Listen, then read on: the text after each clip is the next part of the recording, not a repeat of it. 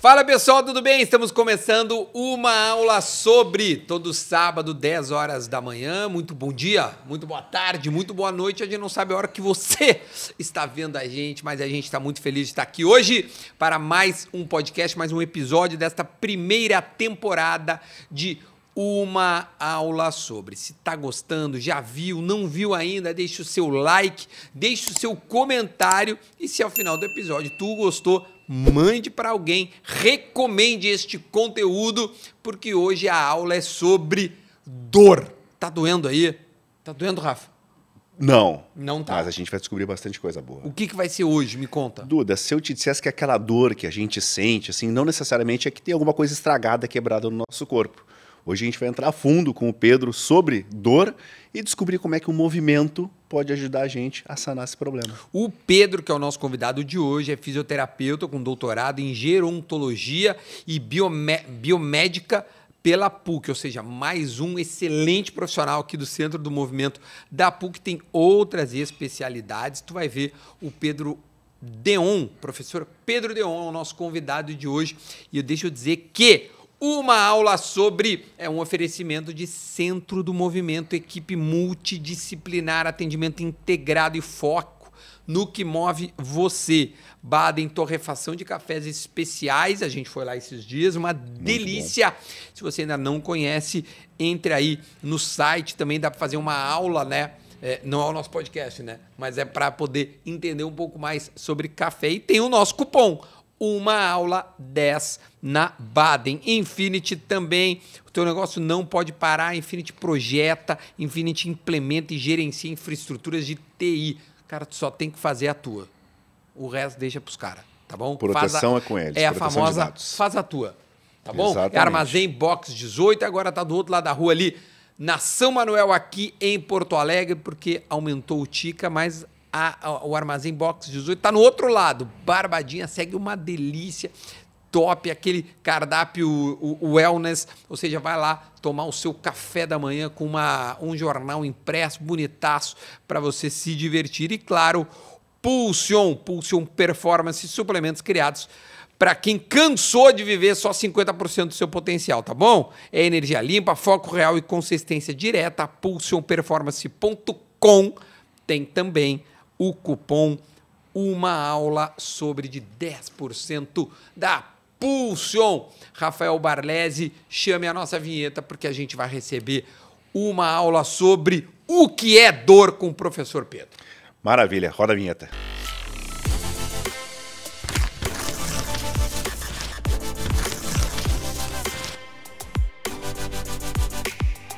Fala, rapaziada, agora sim a gente está começando uma aula sobre... E hoje o assunto, como nós falamos agora há pouco, é o que é dor. E já estamos aqui com o convidado de hoje, além, claro, do Rafa, que está aqui do meu lado, sempre meu fiel escudeiro nesta empreitada chamada Uma Aula Sobre, que é o nosso podcast sobre vida saudável, bem-estar. Rafa, queres fazer a honra da casa para apresentar o professor Pedro Deon, que tem, olha, um currículo assaz grande e que descobri que já curou-me de um problema no tornozelo e eu sentia muitas dores naquele dia. Faz pouco tempo, né, que ele curou esse Só tornozelo. 20 anos. 20 anos. 20 anos. Mas tu lembrou dele?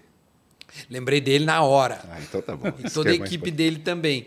O Pedro é o nosso convidado de hoje e o assunto, o que é dor, vai deixar você muito confuso, porque a primeira coisa que vem na sua cabeça, Pedro, seja muito bem-vindo. Olá, obrigado. O que é dor? Bom, todo mundo já sentiu dor na vida, né, uma vez. Exatamente. Dor de amor. Dor de amor. Várias dores. Várias dores. Mas a verdade, a gente quer tentar bater um papo e explicar, né, um pouco assim, quanto a dor, né, e quanto ela impacta na qualidade de vida e às vezes até numa limitação do que tu pode executar no teu dia a dia, né. A Associação Internacional de Estudos da Dor, né, ela diz que a dor pode ser sensorial e emocional. Então, depende, né, de 3 pilares, né. Como é que o teu corpo está enxergando esse processo de dor? Como é que está teu pensamento relacionado à dor e todo o contexto que está envolvido nesse processo de manifestação. Muitas vezes a gente pensa, né, que mesmo machucado pode doer, mais em você, se estiver estressado ou não. Tem aspectos emocionais que envolvem isso, tem aspectos traumatológicos que envolvem isso. Mas a dor, assim, é uma situação bem delicada, porque muitas vezes a gente pensa assim, bah, a gente ouve a dor é subjetiva.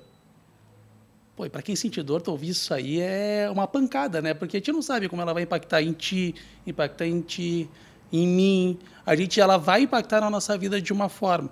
E para a gente buscar estratégias para achar um tratamento adequado, fazer essa pessoa se superar e voltar a se movimentar, voltar a ter uma vida bacana, voltar a ter uma vida legal, fazer aquilo que a gente gosta, a gente tem que entender de onde é que parte nessa manifestação, que é o quadro doloroso, né? O quadro álgico.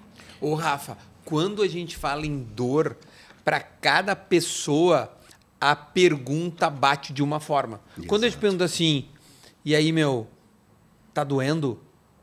O que tu responderia? Fisicamente, emocionalmente? Como é que tu responde? Eu acho que exatamente esse ponto que a medicina do esporte e toda essa literatura ela vem mudando e conseguindo entender que a dor é algo muito mais integrativo do que propriamente um sinal do nosso corpo. Porque a gente vê, né, Pedro, pessoas com exames ruins, e esses exames, por muitas vezes, essas pessoas não acusam nenhum tipo de dor, e vê também pessoas que estão sentindo dor, que vão relatar dor para ti em consultório, e ao mesmo tempo o exame não mostra nada. E aí a ciência justamente começou a entender que é algo muito mais ligado ao contexto, na parte emocional, na parte psíquica, além da parte mecânica, neuromotora, e começou a fazer essa compreensão de dor de forma diferente. Porque, como tu mesmo falaste, cada pessoa pode ter a sua dor, independente disso. E pensando nesse propósito, eu te pergunto assim, como hoje, no teu dia a dia, vocês veem a dor e como vocês avaliam, entendendo que cada pessoa pode ter um sinal diferente, talvez para que se a gente colocasse numa escala neural igual, né? Cada pessoa pode sentir de formas diferentes. Como é que vocês avaliam isso? Como é que vocês colocam isso na balança? Perfeito. Eu brinco com meus alunos, né? A gente tem 2 ouvidos e uma boca, né? Então, toda vez que a gente for entrevistar qualquer paciente, cliente, que procure, né, um especialista da área da saúde, independente de qual for, e ele quer que a gente encontre uma solução, e no caso é a dor que a gente está comentando, vamos escutar primeiro o paciente. Às vezes a pessoa ela quer ser apenas ouvida, né? Para a gente poder entender o processo e tentar identificar o tipo de dor. Normalmente, né, quando a gente está num processo de entrevista, o paciente ele gosta de caracterizar a dor qualitativamente. Enfim, eu tenho uma dor aqui, toda vez que eu piso no chão, meu pé dói. Uma dor mecânica, né? A gente vê uma carga compressiva sobre a articulação e essa carga compressiva exerce um quadro doloroso e se manifesta durante a funcionalidade. Pô, esse cara vai para um pilar aqui, para um espaço aqui que eu vou poder... é aqui que eu tenho esse problema. Outro chega assim, essa dor está acabando com a minha vida. Completamente diferente. Ele não está dizendo onde é que é o local da dor, é uma coisa muito mais interna, íntima, aquilo lá está... Pode ser uma agulha que está ficando dedo, uma dor extremamente agressiva, mas aquilo ali está impactando emocionalmente essa pessoa. Essa pessoa não está conseguindo mais criar julgamentos em relação a dentro desse processo. Tem dores ali que estão vinculadas à situação neurológica e tudo isso que são dores mais importantes. A gente pode classificar, né? A gente pode dividir num universo 3 tipos de dores, né? Aquela dor que irrita o tecido, né? Que a gente chama de dor nociceptiva, né? Um entorse de tornozelo, o trauma, um quadro inflamatório. O paciente relata para ti, eu acordo de noite por causa de dor. Opa, sinal de alerta. Esse cara provavelmente está com quadro inflamatório ativo. Então, não adianta a gente fazer estratégias de reforço, tudo isso, a gente também não atuar em relação contra esse quadro inflamatório. Tem uma dor neuropática, a famosa hérnia de disco, uma dor que tem uma compressão de um nervo, promove aquela dor incapacitante. Tudo isso aí, ele vai dar uma sensação de assim, essa dor me queima. Eu sinto um formigamento, eu sinto uma sensação de uma alteração de sensibilidade, ela segue um trajeto. E, por terceiro momento, a gente tem uma dor que a gente chama nociplástica, né? Que é exatamente aquela dor difusa, maior sensibilidade, está associada, às vezes, com fatores reumatológicos. E, para cada uma dessas caracterizações, o profissional de saúde ele vai ter que buscar uma estratégia para atender a expectativa do cliente. Hoje, a gente não tem paciência na nossa vida, né? Está tudo no celular, tudo está muito rápido. E o paciente da mesma forma. Muitas vezes ele quer uma pílula mágica para aquele dia lá e te resolver aquele problema. E o processo de conversa, de convencimento, de tu ter argumentos e explicar o que está acontecendo com aquela pessoa e aquilo ali fazer sentido para ela, ela ter um significado do que está acontecendo com ela, é o primeiro passo para daqui a pouco que eu falo assim, o paciente tem que comprar o barulho de vocês, eu falo para meus alunos. Se a gente não vender, não entender, não mostrar para o paciente, olha, esse é o caminho, conta comigo, eu estou contigo, talvez a gente vai ter um pouco mais de dificuldade de evoluir dentro desse processo. Eu penso, Rafa, por vezes, que... Bom, acho que todos nós temos as nossas experiências com dor. E eu penso muito como passar para quem vai me ajudar o que eu estou sentindo, né? Isso também é muito difícil, assim, relatar, porque, por vezes, jovens, falta a experiência das dores. Estou falando agora em termos de... E tu tem muita razão, principalmente na nossa plástica. Principalmente nessa. As outras, tu viste que o Pedro ele conseguiu relatar o mecanismo da lesão. A nossa plástica não, ela é mais... Entra mais a parte emocional e das experiências da pessoa. E é exatamente essa dificuldade que talvez tu tenha, né, Pedro? E aí eu te pergunto assim...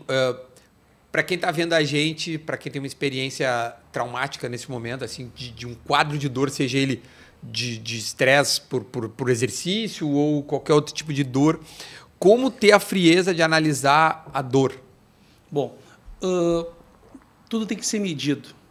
O Rafa sabe muito bem disso. Assim, a gente tem que ter indicadores também no nosso processo de avaliação que fique claro para o cliente, ó, tua fotografia é essa, e a gente vai fazer um trabalho e a gente vai chegar nesse ponto.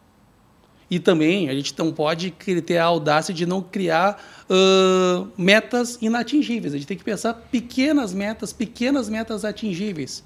Então, vamos imaginar um paciente que sofre com dor na coluna vertebral, uma origem pode ser uma hernia de disco, uma discopatia degenerativa, que seria o desgaste do processo. E isso aí vai incapacitar o cara. Ele vai ficar com medo de caminhar, vai ficar com medo de andar.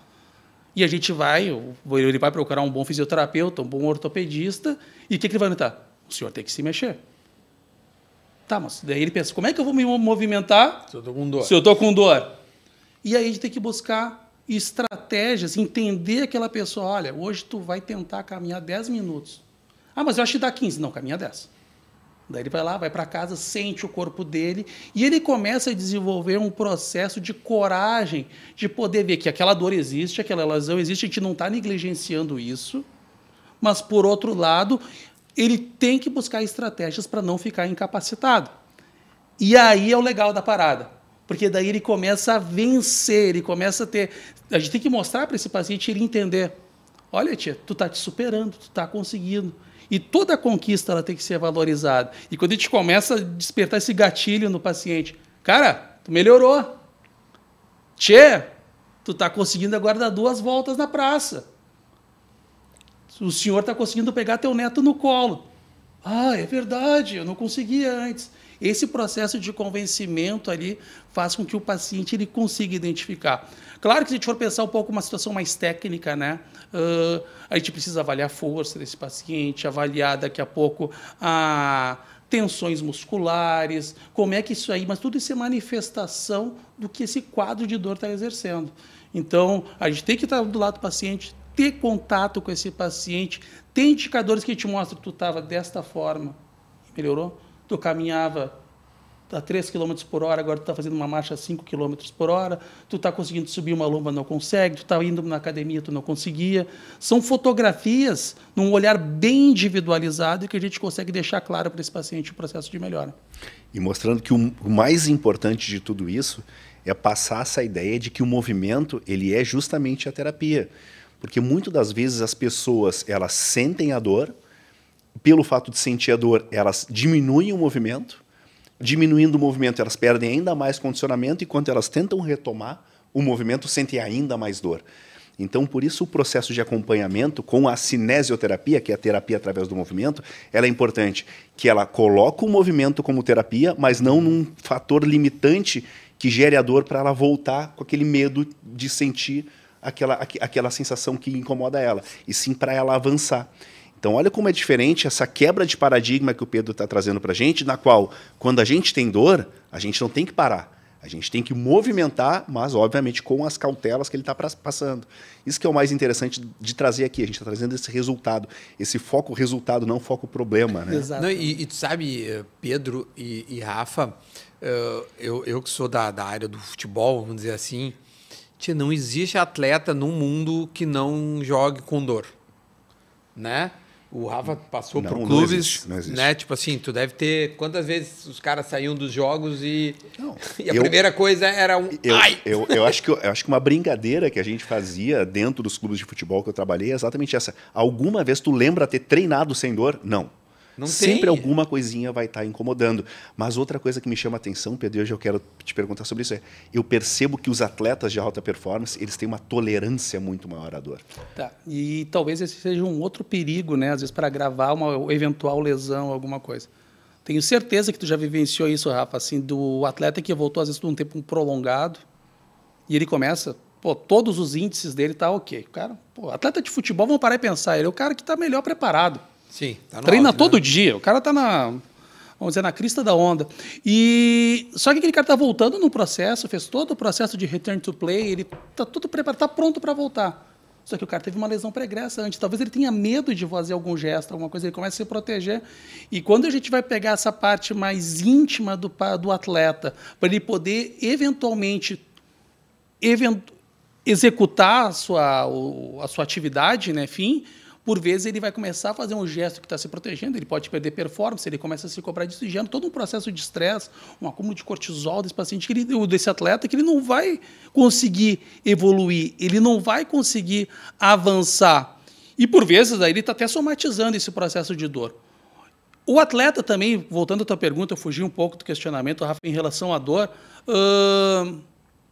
também ele tem o processo competitivo, ele não quer perder a vaga no time, ele não quer perder a competição, e ele vai trabalhando com o processo de dor. E, às vezes, ele não consegue fazer o diagnóstico se ele está em uma situação prévia de lesão ou não, porque ele tem um nível de tolerância maior, o nível competitivo dele é muito elevado. Podemos falar também de contratos e tudo isso que pode estar envolvido, principalmente se é um atleta individual, e ele vai ter que ter esse discernimento, um acompanhamento de uma equipe especializada, ter processos de análise de avaliação adequados, né? Ter estruturas preparadas assim, para atender um nível top, para buscar performance e tentar prevenir. Às vezes fala assim, cita assim, um departamento médico, um centro de saúde, eles não machucam ninguém, né, cara? Quem machuca, o atleta se machuca no campo, né? A gente está ali para tentar ajudar, melhorar e tentar prevenir o máximo possível esses índices. Mas esse nível de tolerância à dor dele é mais elevado mesmo e, por vezes, ali ele vai se superando, fazendo esse processo, negligenciando um pouco a queixa, né? E esse processo de negligência, e por vezes, aí pode evitar uma eventual lesão. Né? E fazendo um paralelo entre atletas e pessoas comuns, tu consegue entender por que pessoas têm mais propensão a aguentar dor do que outras? Isso é muito particular, cara. Dizem que as mulheres aguentam mais dor que os homens. Com certeza. Por quê? Não sei, elas têm que nos aguentar também, né? Então. Elas treinam conosco? Estão conosco também. Não, a minha mulher diz: se tu sentisse o que eu sinto, tu estava gritando aqui. Exatamente, da mesma forma, né? Mas eu vejo muito mais com uma percepção muito particular. Então, da mesma forma como a gente estava caracterizando a dor antes, existe situação hormonal também, tem todo um processo, assim, a história enfim, de eventual dor de mãe, a gente fala que nunca dá para se comparar. Existe toda uma situação fisiológica, assim, que isso aí permite, né, que a gente possa deduzir ali que a mulher ela pode ter uma tolerância maior que a dor, e tem. Mas eu vejo muito mais... Mas é um fato, a mulher tolera mais dor que o homem. É fato isso. Seja ela qual for. Seja ela qual for. Mas eu vejo muito mais uma situação particular de pessoa, como ela enfrenta esses problemas e como ela convive com essa dor. Eu acho que essa estratégia é mais fácil da gente manejar no ambiente de clínica. Eu entender como é que tu te desafia em relação ao fator que pode desencadear dor em ti. Teve a fratura do teu tornozelo jogando futebol há 20 anos atrás. Tu voltou a jogar o teu futebol. E quando a gente vê, a gente observa que tu está sempre preservando esse teu tornozelo. Tu não vai ter performance, por vezes tu vai ter contratura, tu vai perder confiança. Daí, pô, antes eu jogava bem, agora eu não jogo melhor, não jogo tão bem de novo. Enfim, esse cuidado ali, por vezes, assim, vai te incomodar no teu íntimo, tu vai ficar mais estressado. Situações de quadro inflamatório que a gente está em nível de estresse no nosso corpo vão se manifestar. Daqui a pouco tu vai ter tendinites por repetição no teu tornozelo, porque a gente não conseguiu fazer um manejo, ou daqui a pouco te convencer a tentar evoluir em relação a esse teu fator assim, desencadeante de dor ou essa tua lesão prévia. Isso eu consigo, daqui a pouco, relacionar um pouco com a parte do esporte. Né? Então, às vezes, o atleta, né, ele vai ter esse cuidado e, por vezes, ele nunca voltou como era antes. Mas todos os índices do cara estão top. O que está acontecendo com esse cara? Então, o fisioterapeuta não vai resolver isso sozinho. A gente pode fazer uma abordagem cognitiva comportamental, a gente fala sobre isso, né? De como tu te depara com a dor, como tu convive com a limitação. O fisioterapeuta faz isso durante todo o dia nesse processo de escuta. Mas tu vai ter que ter uma equipe multidisciplinar junto, um psicólogo junto, um excelente profissional de educação física para monitorar isso para ti, um médico para dar um bom diagnóstico clínico e, eventualmente, um acesso medicamentoso. É um combo, né? Mas é um combo que é importante que todo mundo esteja falando dentro de um grupo, dentro de um espaço, onde a gente consiga trocar e pensar o paciente como protagonista, o indivíduo que está com a lesão como protagonista do processo. Ele é a pessoa. E, a partir daí, a gente consegue bolar estratégias, né, para melhorar esse problema em relação à dor. Fantástico. Eu tenho mais perguntas, mas... Não, mas eu vambora. quero que tu faça. Tá muito bom o assunto. E dentro dessas estratégias várias que a gente tem, existem várias inovações, ou nem tão novas assim, mas muita coisa que vem saindo, assim como terapias que pouca gente conhece. O que tu tem de experiência nessas terapias que vocês usam, inclusive aqui no Centro do Movimento da PUC, Pedro, e que tu vê de sucesso, e alguma história dentro dessas tecnologias diferentes que tu possa contar para a gente, porque sempre aliado a uma história, eu acho que a gente consegue vivenciar mais essa experiência. Bom, eu atuo, né, na fisioterapia aquática, né? Então a minha área legal. assistencial é dentro da piscina, então a gente atende muitos pacientes com dores crônicas, né? Então, por quê? Porque a piscina ela é aquecida, então é gostoso, 33 graus a piscina. Tem propriedades físicas da água que é importante, a viscosidade da água, o processo de flutuação, então o teu corpo fica mais leve. Gosto de fazer, eu sou ruim de matemática, né? Mas se eu estou com o meu corpo submerso na altura do meu externo, aqui para o meu pescoço, reduz 90% do meu peso corporal. Então, se eu tenho 100, é como se eu tivesse 10, 15 quilos.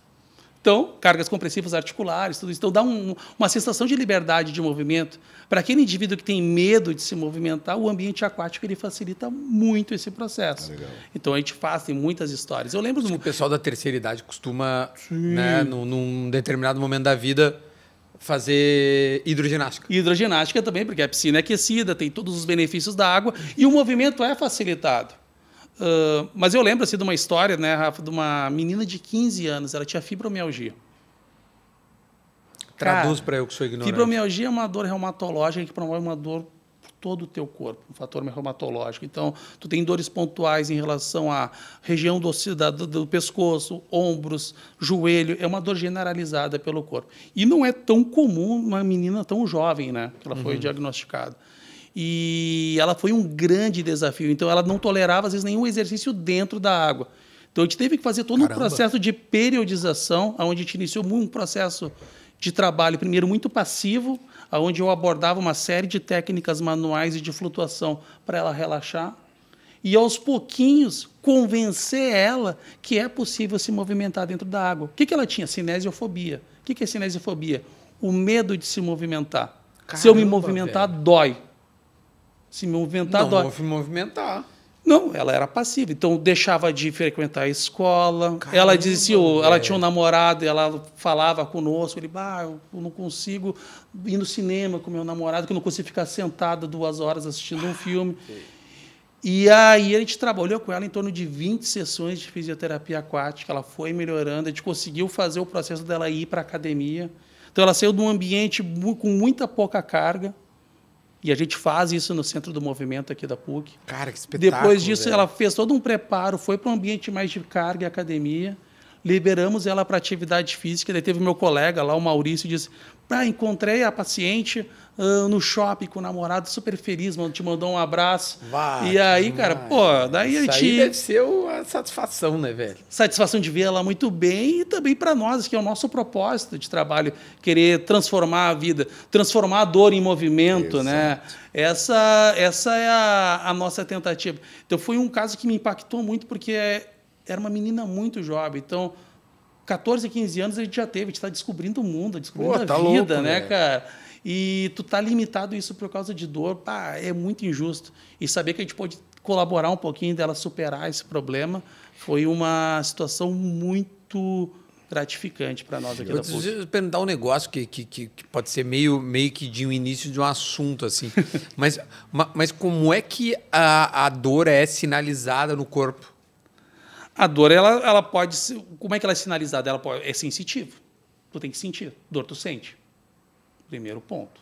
Tá? Então, a gente tem terminações nervosas, então, nosso nervo periférico. Se eu pisei num espinho, rapidamente vai chegar essa mensagem: tira o pé que tu está pisando no espinho. A dor nada mais é do que uma sinalização de perigo ou de perigo que vai te deixar em estado de alerta. Para poder buscar um mecanismo de proteção. As dores elas podem se manifestar de diferentes formas. Então, vamos pensar num indivíduo ali que está com uma contratura muscular super pesada nas costas. E dói pra caramba, né? Às vezes toma um relaxante muscular, mas não é bem assim. O cuidado que a gente tem que ter assim, é de não banalizar a dor e entender a dor desse paciente. Se gerou uma contratura naquele local, provavelmente é o teu corpo identificando: para de mexer que tu está te machucando. Presta atenção no que tu está fazendo. Vamos elaborar um pouco isso. Vamos cuidar. Ele está dando sinal lá para tu reduzir um pouco a tua carga. Então, às vezes, o nosso comportamento diário, a maneira que a gente cuida menos do nosso corpo, a maneira que a gente acaba enfrentando as situações, assumindo responsabilidades, isso gera um quadro de estresse muito grande e o nosso corpo vai manifestar esse processo de quadro álgico. Cara, eu conto uma história particular minha, assim, eu nunca me esqueço, assim, 2 anos atrás, ali, eu e minha esposa, a gente comprou um apartamento. E aí, cara, foi uma situação bem louca, assim. Aí foi o bolso que teve uma dor. Começou por aí. Só que daí, acertamos, comprei o apartamento lá, beleza, acertei, daí eu tive que fazer uma entrada um pouco maior para garantir tinha que me mudar, porque o que eu morava antigo, eu compro à vista. Beleza, te vendo. 30 dias para sair, eu saio em 30. Sim. Então, vou sair, né? Eu ia pagar à vista. Enfim, daí compramos, daí achamos o apartamento, eu comprei, e aí paguei o apartamento pro antigo proprietário. Na quinta-feira ele morreu, eu fiquei na mão dos herdeiros. Uau! Cara, e aí negocia com o herdeiro, tudo isso, o banco já estava correndo financiamento, e começou a me gerar um estresse, cara, um nervosismo em mim, tudo isso, cara, uma loucura. Resolveu tudo. Beleza, mas tudo muito difícil. No dia da minha mudança, cara, me travou, entrei com um espasmo muscular nas costas no meu nível de estresse, assim, e... Bom, o pessoal aqui do centro da coluna da PUC me ajudou a tratar. Não carreguei Mas chegou a ter uma dor prévia de aviso? Não carreguei uma caixa, né? Minha esposa ficou louca comigo, né? Que eu não podia ajudar ela para nada. Mas eu acho que foi um acúmulo emocional de situações, e eu tenho uma protusão discal, então eu tenho um foco de dor no meu corpo, que chegou um momento do meu nível de estresse, acúmulo de quadro inflamatório no corpo, que chegou ali que explodiu e entrei num espasmo. Então, que nem, voltando uma pergunta que tu fez antes, não tem uma... Cada um tem uma história de como a dor vai se manifestar. O problema é como a gente vai enfrentar, ter calma para encontrar as coisas, daqui a pouco como a gente acumula o que está vindo sobre o nosso dia a dia, do que a gente vem realizando, né? Então, fiz fisioterapia, fiz bloqueio anestésico e tudo isso. E o que mais me incomodava, como eu tratava muita gente com dor, e trato, né, hoje na piscina, o meu público principal, eu atendo muita gente com dor crônica, né? Eu não tinha paciência para suportar a dor. Não, eu falava Olha, para os pacientes, curioso. demora 14 semanas. E eu queria uma pílula mágica, porque eu sentia uma dor que eu nunca tinha sentido, né? E eu tive que suportar, realmente passou aqueles 14 dias, 21 dias, voltei para minhas funcionalidades e tudo isso, e foi tendo esse processo de recuperação de movimento. Tentava me movimentar, tudo isso, e com isso eu sabia que tinha que ser feito. Mas o convívio com um quadro álgico tão elevado que se manifestou no meu corpo foi um desafio. E eu vou te dizer que daí te aprende também nesse processo, né? Como a gente convive com isso. Não, até é bom pro teu trabalho, né? Porque, tipo assim, tu viveu um case, né? Exatamente. A experiência é importante. É como o Rafa quando come todos os dias, então ele sabe os nutrientes que estão... Treinar, comer... Eu vou te deixar fazer uma pergunta, mas eu tenho uma que está na ponta da minha língua. Não, segue, por favor. Segue. Não, eu quero te ouvir. Quer me ouvir? Claro. Eu quero voltar só ao ponto do case que tu falaste da menina com fibromialgia, porque tu falaste em 2 pontos, tanto da questão da equipe transdisciplinar quanto da menina da fibromialgia. Eu queria saber se nesse caso vocês utilizaram algum recurso de outros profissionais, porque, óbvio, toda vez que a gente vem para cá conversar com um especialista, no caso tu hoje, eu gosto de dar uma lida em alguns artigos, alguns estudos para entender. E eu acabei entrando num estudo que falava exatamente no tratamento da fibromialgia, também auxiliar a correção da qualidade do sono, que é um programa que nós já fizemos aqui. Segundo programa. Então, segundo programa. Então, é muito bacana, porque tudo que a gente está vivendo aqui, nós acabamos voltando para outros programas voltados à saúde e performance. Todos se conectam, né, Rafa? Tudo se conecta. Quando a gente fala de saúde, tudo se conecta. Então, me impressionou o fato da correção, da melhora da qualidade do sono, como um pilar básico para a fibromialgia. E não vamos entrar na fibromialgia, podemos entrar na percepção de dor em geral. Então, esse ponto também de melhora da qualidade de sono, como o estresse que tu falaste também, eles são pontos que vocês abordam no momento que estão cuidando do paciente para alívio, para momentâneo de dor, agregam outros profissionais para isso. Como é que é a metodologia de vocês nesse processo? O sono é fundamental, né? E ainda bem que agora cada vez tem estudos mais robustos, né? Mostrando a necessidade, né, da gente ter o período de repouso e de descanso, né?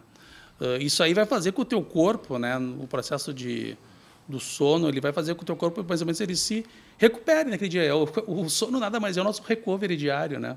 Hoje o recovery está muito na moda, na relação do esporte, todo mundo na academia. É o nosso processo de recuperação. Não era o caso dessa menina. Essa menina tinha uma vida bem regrada em relação à parte de... Ela tinha uma assistência familiar muito boa, entendeu? Então, ela tinha acesso e ela conseguiu superar o que ela superou também, porque tinha um pai e uma mãe presente ali ajudando, e isso é fundamental. Ninguém consegue nada sozinho. Mas existem, assim, a gente tem outros exemplos de pacientes onde a gente vê que no caso, eu sou fisioterapeuta, estou na piscina lá atendendo o paciente, ele tem só os 45 minutos para ser atendido comigo, e vai depois vai para a corrida, para o dia a dia. E esse processo de convencimento é mais difícil, às vezes, até do que a gente convencer o cara como ele lidar com a dor dele. Porque ele tem a rotina, tem as demandas dele, tem o trabalho do dia a dia, né? E tu identificar que é prioritário para ti, daqui a pouco, abrir mão de algumas coisas, ou dedicar um pouco do teu tempo mais, assim, vou dormir um pouco mais cedo, vou ter que dormir um pouco mais tarde, reorganizar a tua rotina. Às vezes tu nem consegue, tu depende, as tuas demandas são outras. Ele é uma situação difícil, mas a gente conversa bastante, né? A gente conversa bastante com o paciente, escuta muito o paciente, te indica isso. Existe uma equipe multidisciplinar no Centro do Movimento, lá, equipe médica, fisioterapeutas, dentro do Parque Esportivo, que tem um trabalho integrado conosco ali também, o pessoal da Educação Física, que a gente tenta sempre oferecer esse discurso de uma vida um pouco mais saudável, ou daqui a pouco o protagonismo da tua vida não é teu trabalho, é você, entendeu? Então, a gente tenta trabalhar. A gente faz estratégias e essa estratégia é convencimento, é conversa. E é uma mudança de comportamento. Mudança de comportamento é algo muito delicado, assim. Por exemplo, tu é viciado a comer chocolate todo dia de noite. Vou parar. É fácil parar esse hábito. Não, é difícil. Pô, é difícil. Louco, então, tu tem uma rotina de vida onde isso está gerando um dano para ti, está te causando dor. Tu está desenvolvendo dor crônica, está te tornando uma pessoa mais estressada. Tu tem uma série de situações que fazem que tu leve a isso. E tu conseguir te dar conta e abrir mão disso é fundamental. E daí vocês tiveram também a A minha colega Fernanda esteve aqui com vocês falando um pouco de saúde mental, né? Uhum. E tu ter esse apoio, né, da equipe da psicologia e tudo isso, que eles têm estratégias muito mais elaboradas do que uma abordagem cognitiva comportamental executada por um fisioterapeuta, isso aí facilita bastante. Claro que o custo aumenta, né? Porque todo mundo ali vai ter que estar envolvido com uma série de atores, né, para poder organizar. Então, tu tá num ambiente que nem a gente tem no centro do movimento ali, onde a gente tem vários saberes no mesmo ambiente. Eu falo para vocês que isso aí facilita um pouco o meu trabalho. Se eu estivesse no meu consultório de forma isolada, tendo que encaminhar para o especialista, né? Para vários especialistas. Mas sabe que eu tendo a ficar irritado com a pessoa que tem algo e precisa ser convencida a tomar uma atitude. Tu entende o que eu quero te dizer? Sem dúvida, sem dúvida. Tipo assim, cara, na tua área da nutrição ali, que é, né, a fisiologia e tal, que é onde, enfim, tu é o mais especialista aqui. Tem que convencer alguém eu quero emagrecer, eu quero ficar forte e tal. Porque se tu vê até aqui, meu velho, eu não quero te convencer mais. Tipo assim, porra, velho. É que toda mudança... O Pedro falou uma coisa muito bacana. Assim, toda mudança de hábito, ela faz necessário uma quebra de sistema de crenças. E a gente tem nossas crenças, falamos de alimentação, eu brinco muito, que no caso da alimentação, já vamos voltar para o teu assunto, Pedro, mas a alimentação ela é como se fosse partido político ou religião. A gente aprende com os pais, que aprenderam com os avós, que vem vindo isso, né? E a gente tem que quebrar o sistema de crenças quando a gente fala de alimentação. No caso de uma terapia ou de qualquer dor, eu acho que a grande dificuldade do trabalho do Pedro é no fator preventivo, porque quando a gente sente dor, é super natural nós querermos aliviarmos essa dor e fazer a terapia. Mas o profissional da fisioterapia, ele preza o seguinte, para que essa dor não retorne no futuro, tu deve ter determinadas rotinas agora para que isso não volte. E a gente tende a abrir mão disso, porque aquela dor não está mais presente.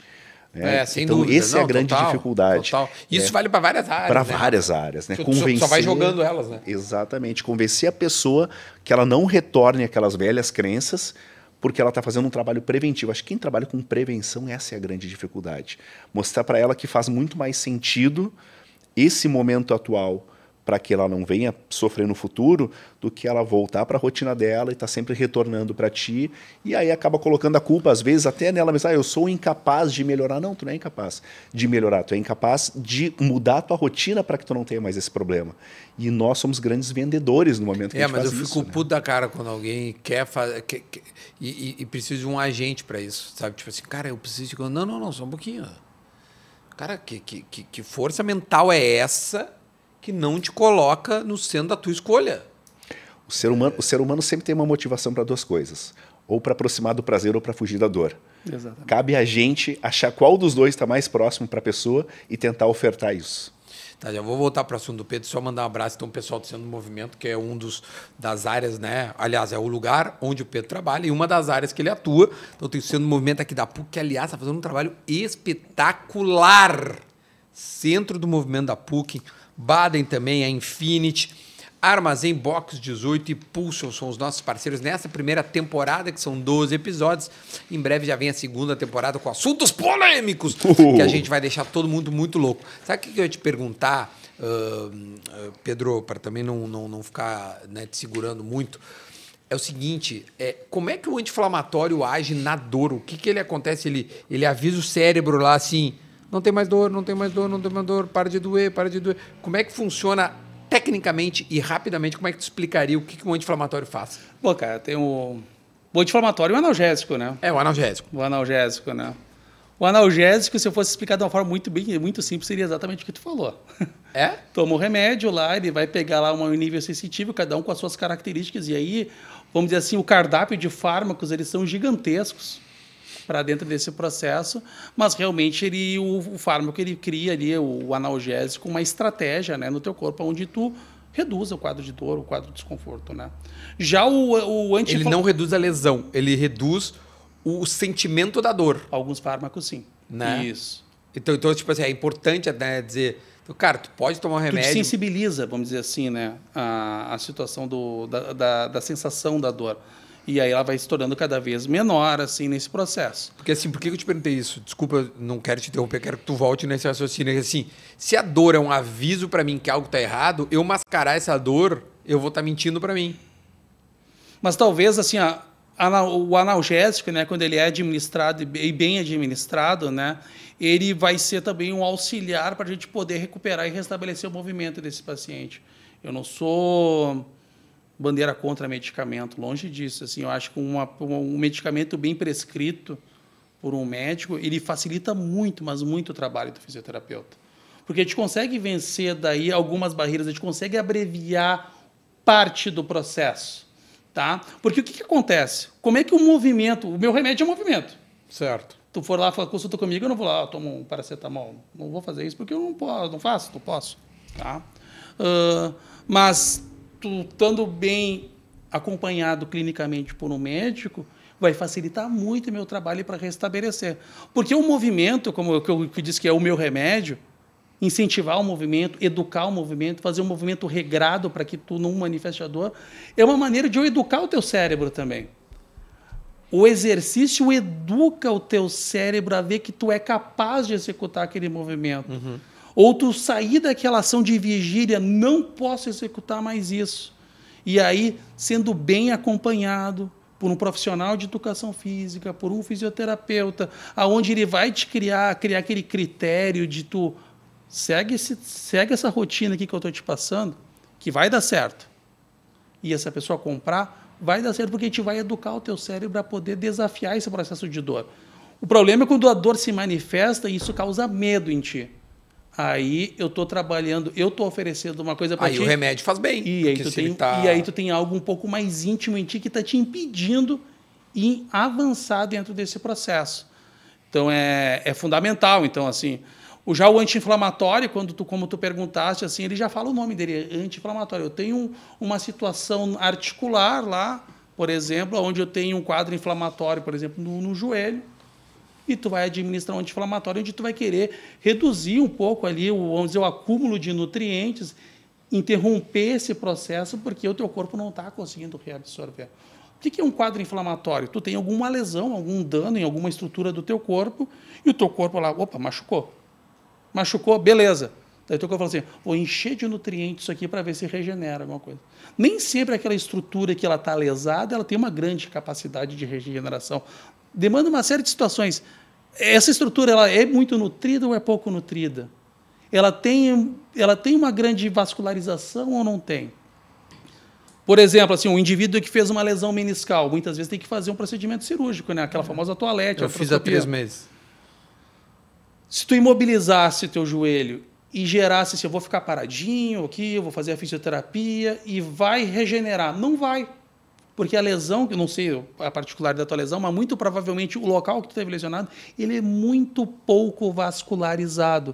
Para cicatrizar, tem que ter sangue, tem que ter vascularização. Então, nesse teu processo ali, tu teve que fazer uma limpeza, vamos dizer assim, que a gente chama um toalete no teu joelho lá, para retirar aqueles fragmentos que dentro da tua articulação que parecia ser um corpo estranho, ia gerar um quadro inflamatório e te limitava com dor. Provavelmente tu tinha dor, tu não conseguia jogar futebol, depois do jogo o teu joelho inchava. É isso aí. Então, daí tu ficava mais ou menos nesse ciclo vicioso, assim, onde tu fazia tratamento e voltava a dor, fazia tratamento e voltava a dor. E aí, às vezes, o procedimento cirúrgico ele é necessário e ele é a solução para o problema também. Tu gosta de tomar remédio, Rafa? Eu sou um cara que eu confesso que eu evito ao máximo tomar remédio. Eu também não sou muito fã, embora entenda os benefícios, mas eu sempre procuro usar, por exemplo, analgésico, gelo. Até o limite que dá para usar gelo. Eu prefiro, mas entendo também a importância de de vez em quando. Com certeza, eu acredito que o fármaco, como o Pedro falou, quando bem aplicado, ele é super importante. Porque um dos primeiros sintomas que realmente acontece com as pessoas quando elas estão sentindo dor é justamente essa cinesiofobia. Né? E se a gente está falando aqui desde o início que o movimento é a terapia ideal, por vezes o medicamento ele vai permitir que, bem guiado, eu consiga fazer aquele movimento. Né? Te proporciona. Exato, te proporciona. Fazer, né? Obviamente que o uso crônico de anti-inflamatórios por uma dor que é normal e é uma dor de adaptação, esse certamente não seria, que seria quase que uma automedicação. Dificilmente um médico vai fazer isso, né? É aquela pessoa que vai na farmácia, busca um anti-inflamatório por qualquer dorzinha que sente. Isso certamente não seria recomendado, até porque a pessoa tem que, justamente, ela vai se limitar com isso. Agora, quando bem aplicado para quebrar essa barreira da cinesiofobia, ela é maravilhosa. Porque outro ponto que acontece na cinesiofobia, acho que o Pedro pode comentar conosco, é o seguinte, Duda, vamos pegar um exemplo não de atleta, vamos pegar da pessoa normal lá. Eu sou uma pessoa que tem dores no joelho, certo? E eu não fui buscar uma cinesioterapia, um profissional para cuidar do meu joelho. E aí o que eu faço? Toda vez que eu tenho que levantar alguma coisa do chão, eu já não flexiono o joelho e curvo a minha lombar. O que começa a acontecer? Uma compensação com outra musculatura. Meses depois, a minha dor no joelho já virou também uma dor na lombar. E a gente vai somando problemas. Outro exemplo, para ficar mais claro para quem está olhando em casa. Esse é um clássico. Né? Eu tenho uma dor no ombro, no manguito rotador. Aí toda vez que eu vou subir para pegar alguma coisa aqui em cima, eu giro todo o meu tronco e faço toda uma compensação. Com o tempo, eu começo a gerar desequilíbrios. E aí isso é uma bola de neve. Por isso que quando a gente tem alguma dor inicial, buscar já uma cinesioterapia e tratar essa dor no lugar de ficar compensando, ela é o melhor remédio, porque a tendência é que a gente tenha que criar desequilíbrios futuros e no futuro a gente está com muito mais dor no corpo do que essa primeira. E o homem não vai no médico, cara. A gente fala isso bastante aqui, né? É impressionante, cara. Quantos de vocês estão vendo a gente, ou pais, ou avós, ou filho? O homem não vai no médico. A mulher sentiu dor, do dia seguinte está marcando. É verdade. O cara tem que ter um rompimento de ligamento para ir lá te ver. Senão não vai, né? Não vai, não. Assim, é cultural, né? Não, é cultural. Quantos homens tu trata e quantas mulheres? Muito mais mulher. Muito mais mulheres. Que procuram, E é por isso assim, que as né? mulheres vivem mais. Lembra que a gente falou até num episódio também? Uhum. A gente nota isso, né? Tem uma mudança de comportamento também pós-pandemia, né? A gente vê que se mexeu com muita vida das pessoas, então a gente vê um aumento maior em relação ao cuidado, né? Em relação a um pouco mais de interesse, mas continua ainda maciço nessa parte mais nem orgânica, mas digo assim, mas essa iniciativa, né, da mulher, das meninas, das mulheres estarem mais atentas, né, em relação ao cuidado com a saúde. Eu acho, cara, essa é uma parada que a gente tinha que bater na tecla, Rafa, tipo, incentivar os caras a irem buscar, seja qual for, né? Tipo assim, não é só dor, cara, qualquer coisa, o cara vai procura um especialista, velho. Não, e as sensações preventivas, pô, a vida é tão boa de se viver, né, tchê? Então, por vezes ali, nós regulamos de idade, eu acredito aqui, e a gente não sabe que pode ter um evento cardíaco amanhã, né? Se a gente não está acompanhando com o cardiologista, fazendo um exame de ergospirometria, fazendo os check-ups anuais, né? Que é algo básico, da mesma forma, assim, a parte de prevenções de câncer e situações assim que tá na rotina, né? E as meninas, né, as mulheres, assim, parece que elas tem uma cultura, ela já tem essa educação, já tem né? Essa educação Tá sempre buscando. desde cedo indo no ginecologista, tudo isso, que é uma coisa que não é presente na nossa vida. Eu faço a minha culpa, que a minha mulher frequenta, né, o ginecologista muito, porque a mulher vai muito mais do que o homem no médico, né, do homem. Sim. Dermato, cara, Exato. A mulher vai em dermato, o homem não vai em dermato. Uhum. Que homem que vai em dermato é raro, né? É verdade. É impressionante. Cardiologista, o homem tinha que ir mais também, cara.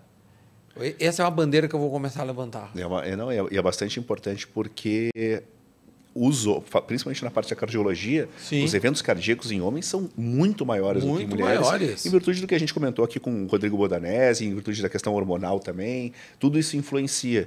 E a gente justamente acaba negligenciando mesmo, né? Para pensar. Cara.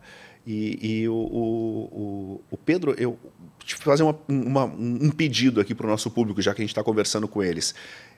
A gente já entendeu duas coisas que são muito importantes aqui. Primeiro, a terapia para a dor é um movimento, né? Segundo, buscar um profissional, super importante. Agora, fora isso, aquela pessoa que está sentindo um pouquinho de dor, quais são os outros insights para levar para casa e para tentar colocar em prática que tu traz para eles já aqui, que ele já pode agora em casa começar a pontuar para executar? Eu acho que a dor, assim, existe alguns mitos, né, que a gente pode falar que são rápidos, né?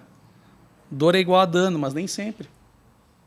Por que está doendo, né? De tentar entender de onde é que surgiu essa dor, como é que ela está se manifestando, qual é o processo, né? Outra coisa que fala, sem dor, sem ganho, né? No pain, no gain. Isso não vale para dor crônica. Eu não vou tratar um paciente com dor crônica fazendo ele sentir dor. Ele não vai voltar, ele não vai continuar conosco. Então, a gente tem que ter um pouco de cuidado com essas verdades, né, que são absurdas. A dor é só psicológica. Isso impacta aquele que não tem uma dor psicossocial e aquele que tem. Cara, isso aí machuca na alma, porque a gente não nasceu para sentir dor. A gente tem uma série de mecanismos de compensação ali que a gente vai tentar se proteger. Então, acho que esses primeiros mitos assim que estão sendo citados, que eu acabei citando aqui, é um cuidado que a gente tem que ter dentro do processo para manifestação de dor. Tá? O que eu vejo assim, ó, a pessoa que sente uma dor referente a um trauma é muito mais fácil, a gente sabe a causa da coisa. Sim. Caí jogando bola, torci meu tornozelo, gerou um edema, fiz um entorse, vou ter que tratar. Rompeu o ligamento, não rompeu, daí é a gravidade da lesão. Mas não é nesse ponto que a gente está falando. Mas e aquela dor que se manifesta silenciosamente? Ela começa a se manifestar. Pô, antes eu não consigo mais ficar tanto tempo sentado. Não sei o que, comecei a compensar. Que nem tu comentou agora, fez assim, a compensação de evitar e não dobrar o joelho. A gente tem que fazer aquela vigília. Tá diferente. Estou deixando de fazer um exercício na academia. Parei de fazer desenvolvimento lateral que está doendo no meu ombro. É uma dor que ela vai se manifestando aos poucos. Daqui a pouco, acordei de noite porque está doendo. Não é normal, a gente tem que dormir. Foda. Acordar de noite com dor é foda. Tu dormia bem em março, dormia bem em abril, dormia bem em maio, daí em junho tu começou... Alguma coisa está acontecendo contigo. Então, são alguns sinais ali que, às vezes, a gente tem que ver se eles começam a se manifestar de forma repetitiva.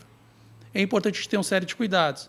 Outra coisa, assim, ó, às vezes, assim, fui na academia, tu mandou ir para a academia, Pedro, e fiquei louco de dor, parei com tudo. Calma. Calma, tia. Vamos ver ali, vamos esperar as primeiras 24, 48 horas. A intensidade, como é que é, piora, persiste. É o medo que a pessoa tem da dor voltar. Sim. Ninguém quer sentir aquilo de novo. Exato. Então, se a gente comunica ao paciente, quando ele está retomando essas atividades, que isso pode acontecer, ele não é pego de surpresa. Ninguém gosta de ser pego de surpresa. A comunicação ela acaba sendo muito importante. Esse alinhamento de expectativa, né, com o paciente. Alinhamento de expectativa do paciente. Como é que vai ser a tua vida? Estava comigo, soltei tua mão. Vai, Duda. Tá, e aí? Vou aonde? O que eu faço? O que eu faço? Se tu tiver garantia, assim, ter algumas combinações contigo, seria muito legal. Outra coisa, quanto tempo para melhorar de uma dor? São perguntas que a gente faz. Pode melhorar, às vezes, uma dor musculoesquelética, uma dor uma contratura de 6, pode durar até 12 semanas. Vai manejando, vai movimentando, procura um profissional adequado. Não deixa isso aqui ficar crônico. O que a gente não quer, voltando à tua pergunta, Rafa, é o seguinte: a dor não pode se tornar crônica. E como é que a dor se torna crônica? Exagerando os medicamentos e a gente não buscando soluções. Tu não pode conviver com uma dor há mais de 2 meses. E as pessoas não percebem que essa insight dor esse. crônica está diretamente ligada ao teu humor. Aí tu começa a brigar com a família, tu começa a dormir mal, tu começa a ficar estressado mais facilmente no trabalho e tu não entende que isso tudo é proveniente de algo que não tratou. E aí quando tu faz a escuta de uma pessoa que está vivendo isso, ou ela está nesse processo, aquela dor que ela conseguia localizar antes, que era na região lombar, é a dor que fala assim, ó, tá acabando com a minha vida. É verdade. E aí ele, vamos dizer assim, a qualificação, a maneira que ele adjetiva a manifestação de dor dele é algo ali que está parecendo que o mundo está caindo sobre a sua cabeça. Vira um evento. Cara, acabou, velho, não aguento mais, isso aqui também acaba. Exato. Se tivesse visto antes, se tivesse dado a atenção correta e tudo mais. Ninguém quer errar. A gente não é... O discurso aqui não é tu tá fazendo errado. O discurso é assim, tchê, cuida de ti, cara. O corpo é teu, a vida é boa demais para se viver. É legal conviver com os amigos, é legal estar com a família. É legal fazer o que a gente gosta e é legal fazer tudo isso sem dor. E de forma saudável. De forma Sabe o saudável. que é bom? Ir lá no Armazém Box 18. Lá é muito bom mesmo. Isso é muito bom. Se você não foi ainda, vá. Desfrute de um bom ambiente. Aliás, mudou agora, foi para o outro lado da rua ali na São Manuel, tá? Exato. Tá muito bom. Ali aquele ambiente que os guris, né, que o Matheus criou. E sabe ali. quem é que vai lá agora? O Pedro. Tu vai, Pedro. Eles te mandaram um cheque presente para que tu presente pra tu vá poder ir lá, lá. leve lá a esposa, os filhos. Leva Não, e lá lá. tu não sente dor, lá tu só sente prazer. Maravilha, que bom. É uma delícia. Ó, Armazém Box 18, tá? Tá no outro lado da rua agora. Antes era ali na São Manuel de um lado, agora foi para São Manuel do outro lado, porque eles estão expandindo a Tica Parrija, que é a parrija que tem ali, mas a Armazém Box 18, café da manhã, ambiente diferenciadíssimo, tá bom? Terminou o episódio agora, neste sábado, a gente posta no sábado, 10 horas, né? Mas pode ver qualquer hora do dia aí, tem Armazém Box 18. Bom, o Centro do Movimento, não vou nem falar, né? O Centro do Movimento, hoje representado pelo professor Pedro, mas a gente tem recebido a rapaziada extremamente competente aqui da PUC, do Centro do Movimento da PUC, Baden, também a Baden está conosco, Baden Torrefação de Cafés Especiais, e tem curso na Baden. Quer ser um especialista em café, quer entender, mas não quero ser especialista, quero só entender. Tem lá também, aliás, tem um cupom, tá? De uma aula 10. Uma aula 10, tu garante, tá? Entra no site, também tem um clube de assinatura dos cafés da Baden, também é legal de você entrar lá no site, tá mostrando aí na tela pra gente. Infinity, sua tecnologia tá tirando o teu sono. Falhas de sistema e dados perdidos custam muito caro. A Infinity é tranquilidade para sua empresa voltar a focar no crescimento. A Infinity também está conosco. Este programa é uma maravilha. E para fechar, a Pulsion, que também está conosco, aliás, deixa eu já pegar aqui, ó, que o Pedro vai levar. Tanto da Infinity quanto da Pulsion. Aí, Ah, né? vai levar todos Isso. os vai levar o... Legal. Ah, meu Deus. Ó, Vital Focus. Esse aqui é o mais pela manhã. Então, um suplemento alimentar de taurina, colina, cafeína, fosforo e vitaminas em cápsula. Não quero errar, por isso. E melatonin, serotonin. Oh, my God. Oh, my God. Isso aqui também é para você. Obrigado A aí. Pulsion Tati. Aliás, a Pulsion eu tô tomando e assim, já até falei na minha Incrível, muito bom tô mesmo. tomando meu pré-treino da Pulsion e tudo validado por esse aqui, ó. Fecha nele. Fecha nele. Fecha em Isso mim. aqui é foda. Olha, muito Tá. bom mesmo. Eu vou fazer uma confissão aqui. Eu também já estou no segundo pote. Eles mandaram para a gente testar, porque é uma linha nova. Já estou no segundo pote do pré-treino. Realmente é muito bom. Muito Aliás, bom. também tem o desconto da 10% de uma aula sobre impulsionperformance.com. Deixa eu te dar aqui também, ó. Professor. Tem garrafinha da Infinity. Uma garrafinha da Infinity. Pra Tem você um comprar. café da Baden ali, já tem separa o para ele. E a xícara, obviamente, xícara, né? legal. Que a Baden faz especialmente para o convidado com Olha aí, o tá rostinho bonito aí, dele professor. ali, hein? Essa aqui vai ficar pro meu filho aí, o Antônio. Olha Aí só. eu tenho certeza que no Vai café da lá. manhã ele vai Vai adorar pegar. essa resenha. Vai adorar. Demais. Isso é muito bom. Tchê, tá sentindo alguma dor agora, professor? Tchê, tô muito feliz, cara. Tô sem muito dores. feliz, sem dores.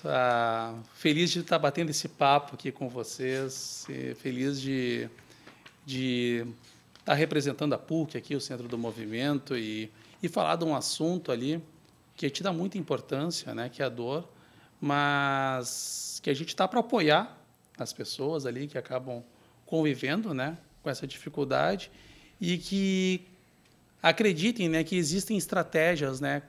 Não existe uma fórmula mágica, mas a gente descobrir as estratégias adequadas para cada pessoa, tem como ajudar, tem como ter uma vida legal, tem como a gente ser muito Eu feliz. acho que assim, não desista de se sentir bem, né? Tchê, Exatamente. não desiste, velho. Ah, não aguento mais. Cara, relaxa, velho. Tem gente que está estudando. Exato. Pra te ajudar. As pessoas têm que tirar da cabeça aquela história, eu tenho essa dorzinha, é minha. Não é. É. Ser saudável é viver sem dor, e não ter dor passa muito por movimento, por terapia, cinesioterapia, e é isso que a gente quis mostrar para vocês hoje, principalmente. Dor não é algo ruim, é um alerta do corpo, é algo que pode ser melhorado, e com uma terapia correta, com um movimento correto, tu vai melhorar isso, com certeza. Professor, muito obrigado, viu? Adoramos.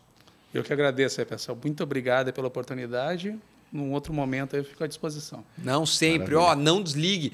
Tem o Rafa, vai dar os insights da aula de hoje. Não perca. E se você gostou, tem os cortes no canal, tá? Tem a aba ali, tem a playlist. Uma aula sobre...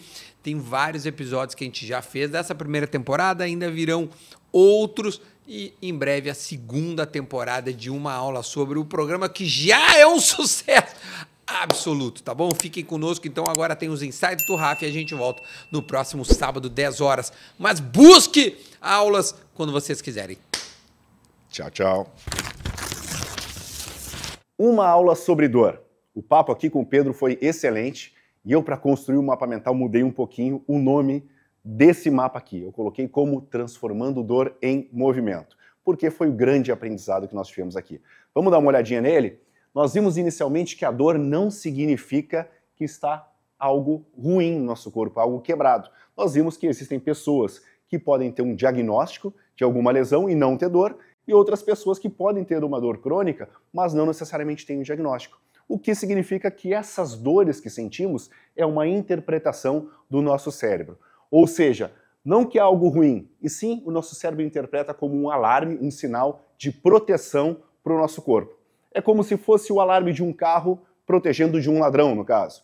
O grande problema é quando esse alarme ele fica desregulado, o que nós chamamos de dor nociplástica. E aí qualquer pena, qualquer vento dispara esse alarme. E aí o que pode acontecer? A gente pode vir a sentir dor em tudo que a gente faz. E ela vai causando o ciclo da dor, que é o grande prejuízo, que a pessoa sente dor e tem medo de realizar o movimento. Ela tendo medo de realizar o movimento, ela evita fazer esse movimento, levando ao descondicionamento físico, o que quando ela repete o movimento ou tenta pela primeira vez, gera ainda mais dor. E qual é o grande segredo para que a gente melhore e mude tudo isso? A gente entenda que o exercício ele é muito importante para que a gente possa fazer essas melhoras das dores. Logo, primeira coisa é o nosso cérebro entender que o exercício é uma ponte para que a gente possa melhorar. Senão, o que a gente acaba fazendo?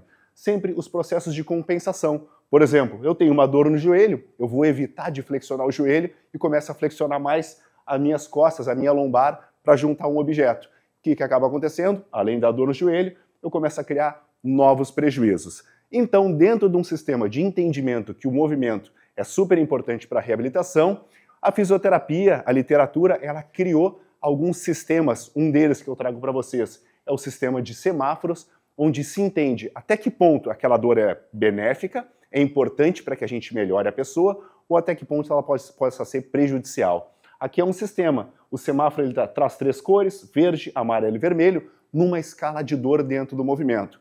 Se a dor entre 0 e 10 ela fica até 3, tá ótimo, continue a atividade, ela vai te melhorar. Se ela está num ponto entre 4 e 6, amarelo, cautela, conversa com o fisioterapeuta, com o educador físico, para eles ajustarem esse movimento. Se ela fica muito intensa, acima de 7, pare ou reduza a intensidade. Isso é muito importante no momento de colocar o movimento para o tratamento de dor. Outro ponto também é o ponto de respeitar as 24, 48 horas após o exercício. É super comum a gente sentir um pouquinho de dor muscular, dor articular, depois da execução. Agora, interpretar ela da maneira correta faz toda a diferença. Por exemplo, de 24 horas ou 48 horas depois do movimento, tiver tudo bem, zerado, passou a dor, ótimo, segue o trabalho. Se não, é hora de conversar com um profissional para que a gente reduza a intensidade, muito parecido com o sinal vermelho e amarelo aqui do nosso semáforo. Porque o mais importante de tudo, lembra, não é tratar o exame, e sim restaurar a funcionalidade da pessoa. Logo, uma pessoa com exame ruim não significa que ela não vai mais ter a capacidade de movimento. Então, pensando em tudo isso, a gente tem que entender o seguinte: e se o movimento e entender o movimento for a chave para que nós possamos reabilitar tudo, eu trouxe aqui 6 itens interessantes que a gente pode levar em consideração na hora de colocar isso em prática. Primeiro, comece devagar, os movimentos que sejam os mais seguros e sem pressa. Segundo, dor, lembra, é um protetor, não é um mediador de danos. Terceiro, podemos usar o sistema de semáforos, como eu mostrei agora aqui, como guia. Quarto, o objetivo é sempre melhorar a função, não o exame. Quinto, muito importante, tenha paciência, progressão gradual e com um profissional junto contigo. E o mais importante de todos, sempre não faça a automedicação do exercício. Busque um profissional que possa te ajudar, para que possa fazer justamente o que a gente mais conversou aqui, que é transformar dor em movimento. Foi uma excelente aula com o Pedro e eu te espero no próximo Uma Aula Sobre.